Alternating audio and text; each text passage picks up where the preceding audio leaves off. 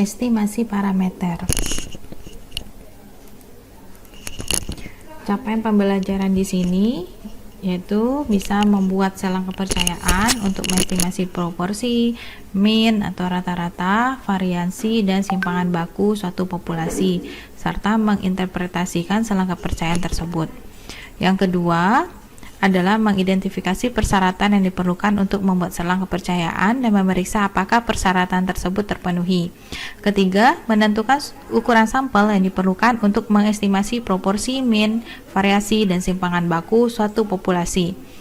Berikutnya, terampil menggunakan teknologi informasi untuk menyelesaikan permasalahan statistik terkait selang kepercayaan.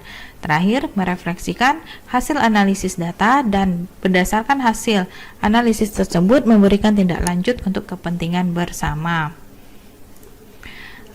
Nah, pertama, kita akan masuk dengan teori estimasi atau pendugaan berdasarkan definisi. Nah, teori estimasi atau pendugaan itu adalah suatu proses yang menggunakan statistika sampel untuk menduga parameter populasi. Jadi, kita menggunakan sampel untuk melihat atau menduga bagaimana karakteristik sebuah populasi. Nah, karakteristik sebuah populasi ini dinamakan sebuah parameter dalam bentuk proporsinya kah, mean-nya kah, variansinya kah, atau simpangan baku. Ada dua jenis estimasi terhadap parameter populasi. Pertama adalah estimasi titik atau point estimation. Yang kedua adalah estimasi interval atau interval estimation. Estimasi titik itu adalah nilai tunggal, nilai tunggal dari statistik sampel yang digunakan untuk mengestimasi parameter populasi. Jadi nilainya satu saja untuk mengestimasi atau menduga bagaimana parameter sebuah populasi yang besar. Sedangkan estimasi interval itu adalah nilai dari sebuah interval. Jadi ada selang yang memiliki nilai minimum sampai nilai maksimum atau nilai bawah sampai nilai atas yang berisi kemungkinan terjadinya parameter populasi. Jadi ini ada banyak kemungkinan nilai di dalam sebuah estimasi interval. Jadi kalau estimasi titik cuma satu nilai yang menggambarkan parameter populasi. Namun ketika kita mencari estimasi berdasarkan interval, berarti banyak titik di sana yang memungkinkan nilai dari sebuah populasi.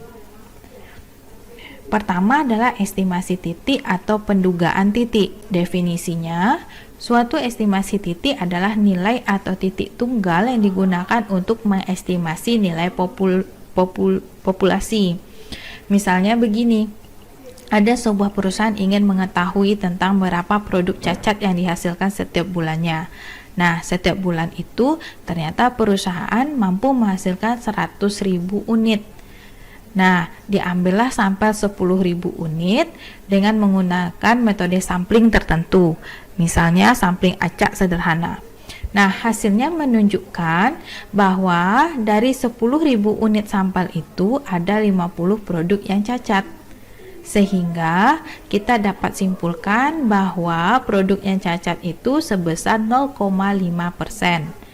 Atau 50 per 10.000 kali 100%, jadi dapatnya 0,5%.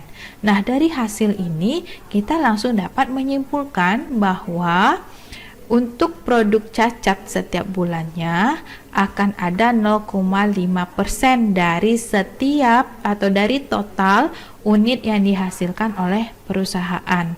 Jadi dengan mengambil sampel 10.000 saja, kita dapat menemukan berapa persentasi dari produk yang cacat. Nah, hasil presentasi itu nanti akan kita gunakan untuk menghitung produk yang cacat setiap bulannya dari semua total produk yang dihasilkan. Kalau seandainya suatu ketika produk itu perusahaan itu menghasilkan produk sebesar 9 juta unit, berarti kira-kira yang akan cacat adalah 0,5 per 100 kali 9 juta unit.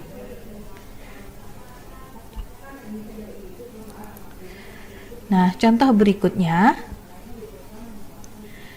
BPS melakukan survei secara acak kepada 300.000 rumah tangga yang tersebar di 34 provinsi dan 511 kabupaten kota di Indonesia pada tahun 2016 untuk mengetahui proporsi penduduk Indonesia yang miskin.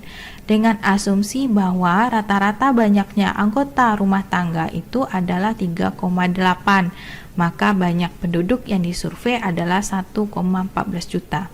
Survei ini menemukan bahwa sebanyak 121.980 rumah tangga masuk dalam golongan penduduk miskin Indonesia. Nah, kita diminta untuk menentukan dugaan kita ya, dugaan titik untuk proporsi penduduk miskin di Indonesia. Jadi, yang disurvei itu sampelnya sebanyak 1,14 juta. Dari 1,14 juta ditemukan sebanyak 121.980 rumah tangga yang dalam golongan penduduk miskin. Jadi, dugaan titik kita untuk proporsi penduduk miskin adalah sebesar 121.980 per 1.140.000 sama dengan 0,107. Kalau dikalikan 100% sama dengan 10,7%. Dengan demikian kita memperkirakan bahwa 10,7% penduduk Indonesia masuk dalam kategori miskin. Nah, contoh berikutnya adalah manfaat estimasi titik untuk proporsi populasi. Jadi pada suatu kesempatan saat sebuah keluarga akan membuat hajatan pernikahan, mereka bertanya kepada WO berapa undangan yang sebaiknya disebar. Nah, karena si WO ini sudah berpengalaman dan dia memiliki statistik proporsi yang tepat untuk jumlah tamu yang hadir berdasarkan total undangan, yaitu 45%, ya. Nah, artinya kalau seandainya si yang punya hajatan ingin jumlah tamunya sebanyak 100 orang, itu dianggap satu undangan akan dihadiri satu tamu, maka jumlah undangan yang harus disebar sebanyak 100 kali 100% per 45%. Jadi sama dengan 222 undangan, ya. Nah, di sini mana yang termasuk estimasi titik? Estimasi titiknya adalah 45%. Jadi diasumsikan pada contoh ini si wedding organizer ini sudah berpengalaman, dia sudah pernah melakukan penelitian, dia ambil sampel berapa banyak undangan yang pernah disebar, kemudian berapa banyak tamu undangan yang hadir. Nah, dia punya estimasi titik di sini sebesar 45%. Berikutnya adalah 3 kriteria ketepatan estimasi titik sehingga dapat digunakan untuk membuat keputusan tentang parameter populasi. Nah, kenapa kita butuh kriteria ketepatan? Karena kita akan mengestimasi sebuah populasi, menduga keadaan populasi. Populasi itu besar, ya. Kemudian kalau kita menduganya dengan sebuah titik, ada kemungkinan banyak terjadi kesalahan karena satu titik untuk menduga banyak nilai. Oleh sebab itu, kapan kita bisa menerima bahwa dugaan satu titik tunggal ini dapat merepresentasikan sebuah populasi yang sangat besar, maka ada kriteria ketepatannya, yaitu pertama tidak bias. Ya, yang kedua harus konsisten, ketiga adalah efisiensi. Yang dimaksud penduga tidak bias itu adalah dia tidak bias jika di dalam sampel random yang berasal dari populasi, rata-rata atau nilai harapan dari sampel sama dengan parameter populasinya. Jadi nilai harapan sampel atau rata-rata sampel itu sama dengan rata-rata populasi. Ya, itu ditunjukkan pada gambar A. Namun kalau tidak sama berarti dia dikatakan bias. Kalau bias berarti dia tidak bisa digunakan untuk mengestimasi atau untuk menilai populasinya.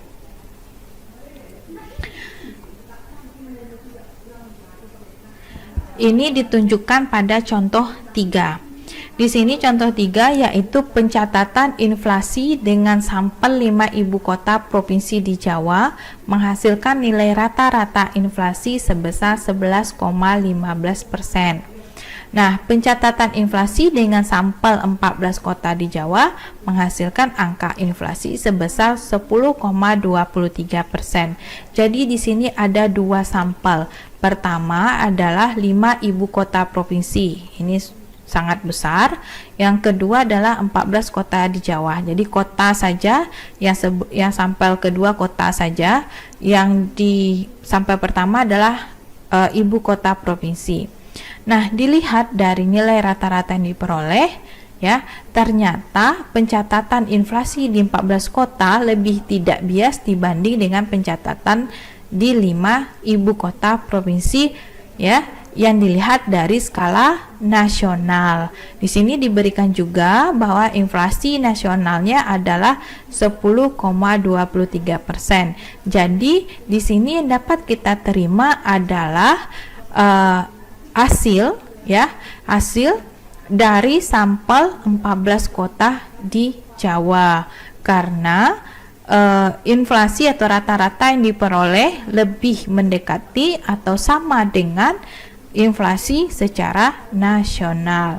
Berarti yang 5 ibu kota tidak dapat digunakan datanya. Yang kedua adalah penduga itu harus efisien. Kapan penduga dikatakan efisien?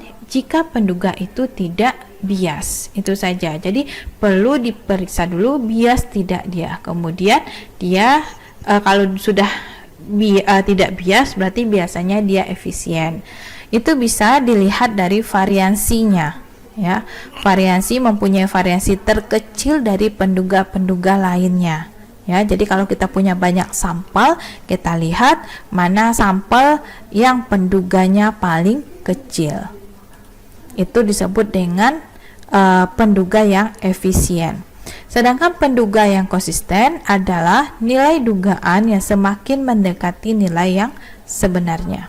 Jadi ukuran sampel yang semakin besar cenderung memberikan penduga yang konsisten dibandingkan dengan ukuran sampel yang kecil.